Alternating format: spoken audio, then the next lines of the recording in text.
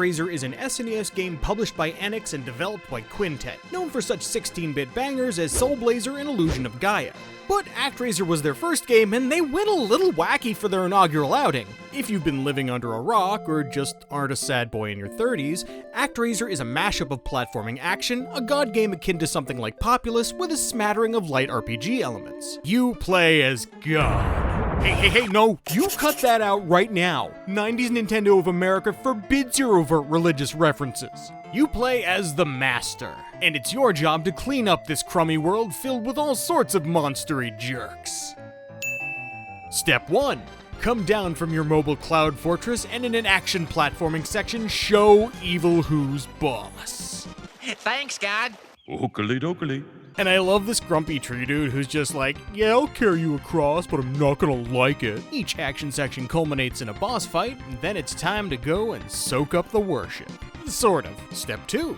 You need to show these primitives how to set up their civilization while your chubby-cheeked cherubim, controlled by you, keeps the dragons and devils and skulls Oh my. at bay. The more they develop, the stronger you become. So the more you develop your followers, the better off you'll be for the subsequent action sections. Occasionally, you'll also be presented items as offerings. Some of these power you up for the platforming, but others allow you to upgrade other towns and civilizations, like growing wheat to feed more people or sheep farming to produce warmer clothing. I like this a lot. You also have special god powers like rain to clear up dry areas, sun to melt snow, and lightning to zap away any unwanted rocks and trees. And as they level up, you can even summon an earthquake to knock down their early buildings in favor of more modern ones. They don't even seem to care all that much. Or they know I could smite the crap out of them if they complain too loudly. As you go, your diminutive denizens will make requests of you, such as finding lost people, clearing specific areas, etc. Sometimes this will move the section forward, and others it results in more upgrades for you and your tiny civilization.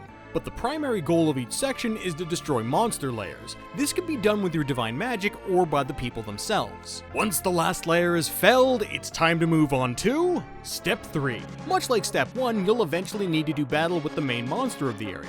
You once again deign to become incarnate on the land and kick some ass. Now enhanced by all the adoration you've received, but also magic spells. And once you get the magic stardust spell, bosses become a breeze. There are a total of 6 lands for you to liberate and develop, and they can be tackled in any order provided you're able to beat the opening action section. You're even able to move between them at any time, which gives the whole experience a freedom of flow that works beautifully here. And with those complete, you move on to Deathheim, the last section of the game. This takes the form of a marathon boss rush before the final encounter.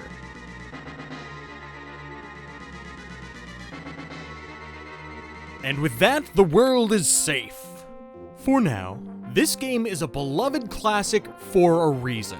They were somehow able to combine drastically disparate elements into a cohesive whole that, while fairly basic in both types of gameplay, it just works. It's a relatively easy game and it isn't particularly long, so take that as you will, but I've always enjoyed my time with it. Complaints? Well, the action section's controls could be a bit better. Your swordsman's kinda stiff, but it never really bothered me all that much. Oh, and when it wants you to clear up an entire desert with your rain spell, it becomes tedious when you have to go through the prompts every single time you use it on each square.